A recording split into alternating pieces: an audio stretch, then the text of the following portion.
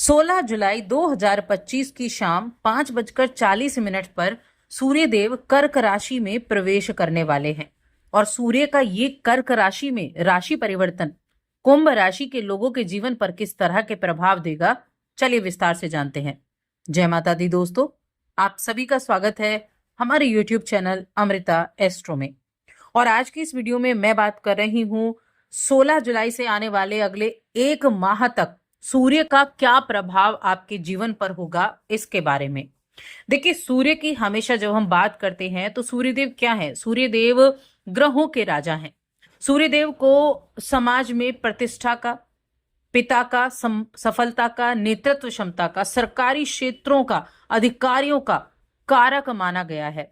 यानी कि अगर सूर्य बली है तो व्यक्ति गवर्नमेंट जॉब लगता है, व्यक्ति में एक नेतृत्वता का गुण होता है, एक अच्छा राजनीतिज्ञ बनता है, और साथ में ये आपके कॉन्फिडेंस को बढ़ाता है, ये आपको फेम दिलाता है, प्रसिद्धि दिलाता है। ये सूर्य मजबूत होता है। और हर एक कुंडली में सूर्य जो है हमारी कुंडली के कारक भी होते हैं, क्योंकि सूर्य के बिना तो जीवन ही नहीं है। अब सूर्य का हर महीने राशि परिवर्तन होता है। अभी तक सूर्य बैठे हुए थे मिथुन राशि में गुरु बृहस्पति के साथ, लेकिन अब आ जाएंगे ये चंद्र की राशि कर्क राशि में। अब इनका कर्क राशि में आना, सबसे पहले तो इसकी विशेषता जानेंगे कि कर्क राशि में जब सूर्य प्रवेश करेंगे तब क्या होगा, और फिर जानेंगे कि कुंभ राशि के जातकों के लिए क्या होगा। तो देखिए, कर्क राशि क्या है? चंद्रमा की राशि है, और चंद्रमा बड़े एक चंचल मन के कारक हैं। तो क्या होगा? भावनात्मक रूप से चीजों से जुड़ाव महसूस कर पाएंगे इस टाइम पीरियड में। एक ऐसी की परवाह करना, संवेदनशील होना, दूसरों के प्रति सहानुभूति रखना, दूसरों की देखभाल करने का मन में ज्यादा ख्याल आना, और अपने घर परिवार से जुड़े लोगों से ज्यादा भावुक होना। तो ये आपको इस समय अवधि में थोड़ा भावुक कर सकते हैं। आपके जिस भी क्षेत्र के स्वामी सूर्यदेव होते होंगे और जिस भाव में आपके यहाँ सूर्यदेव गोचर करने वाले हैं, उससे जुड़ी हुई चीजों में आप भावुक रहने वाले हैं। और ये समय आपके अपने पुराने पारिवारिक मुद्दे हो गए, कुछ बचपन की यादें हो गई, उनको भी याद करने का वक्त रहेगा। तो इसीलिए यह भावनाएं बहुत तेज होने वाली हैं। ये है कर्क राशि में गोचर। अब कुंभ राशि के जातकों के लिए किस तरह का ये रिजल्ट रहने वाला है, इसके बारे में जान लेते हैं। तो आगे बढ़ने से पहले बस एक छोटा सा ही निवेदन है कि चैनल पर पहली बार आए हैं, अभी तक चैनल को सब्सक्राइब नहीं किया है तो जरूर कर लें। अब देखिए, जो सूर्यदेव हैं वो कुंभ राशि के जातकों के लिए सप्तम भाव के स्वामी हैं। सप्तम भाव क्या है? सप्तम भाव है आपके पार्टनरशिप का, आपके जीवन साथी का। इसका भाव सप्तम भाव कहा गया है, और आपके रूटीन को भी कहीं ना कहीं ये सप्तम भाव दिखाता है। अब ये इस भाव का स्वामी होकर छठे घर में गया है। छठा घर रोग रिपु ऋण का कहा गया है, यानी कि छठे भाव को अच्छा नहीं माना जाता, सेवा का भी माना जाता है।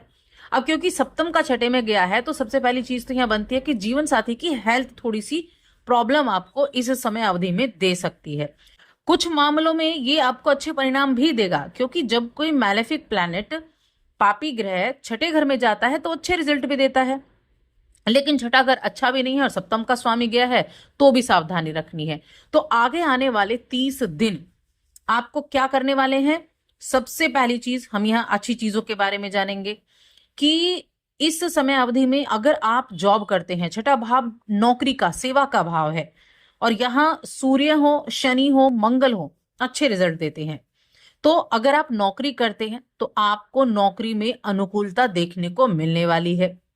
नई नौकरी की तलाश अगर आप कर रहे हैं, आपने कोई इंटरव्यू वगैरह दिए हैं, तो आपके मनोकामनाओं की पूर्ति हो सकती है। यानी कि आपके जो इंटरव्यू आपने दिए उनका पॉजिटिव रिजल्ट आपको देखने को मिल सकता है। नौकरी में बने रहने की इच्छा आपके मन में रहेगी, और आपके संबंध आपके साथ काम करने वाले लोगों से और आपके सीनियर्स से बहुत बेहतर भी होते हुए दिखाई देंगे। इस दौरान आप बड़े कंपटीशन के भाव में भी रहेंगे, यानी कि आपके मन में कंपटीशन भी रहेगा, क्योंकि छठा भाव जो है वो कंपटीशन का भी है। तो अपनी जितनी भी कॉम्पिटिटिव एक्टिविटीज होंगी उनमें आप बेहतर कर सकेंगे। अपने टारगेट को अचीव करने के लिए आप एफर्ट करेंगे और उन एफर्ट का रिजल्ट भी प्राप्त करेंगे।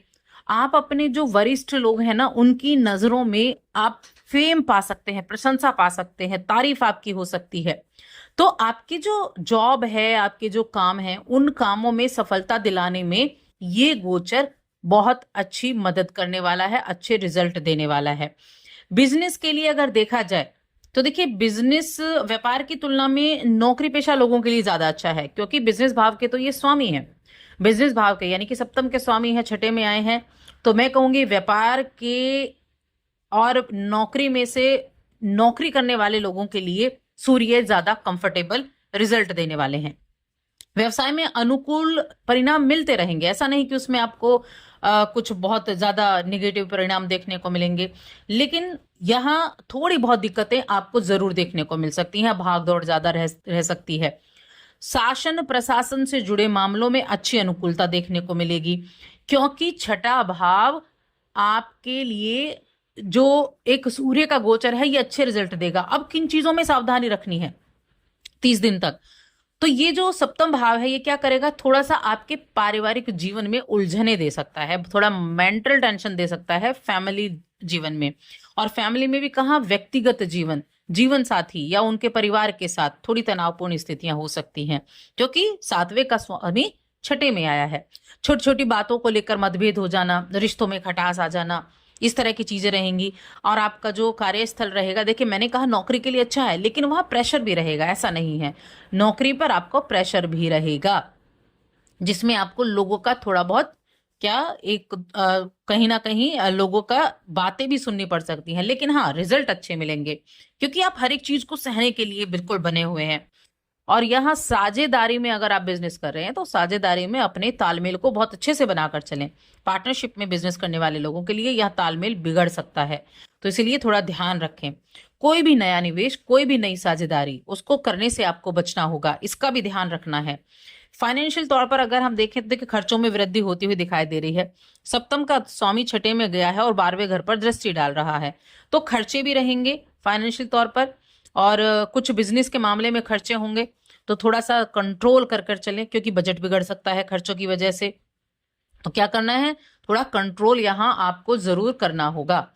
इस दौरान कुछ ऐसे लोग भी होंगे, कुछ लोग अपनी जो उनकी खुद की पावर है ना, उस पावर के दम पर गेम खेलकर आपकी हिम्मत तोड़ना चाहेंगे, आपके मनोबल को गिराने की कोशिश करना चाहेंगे।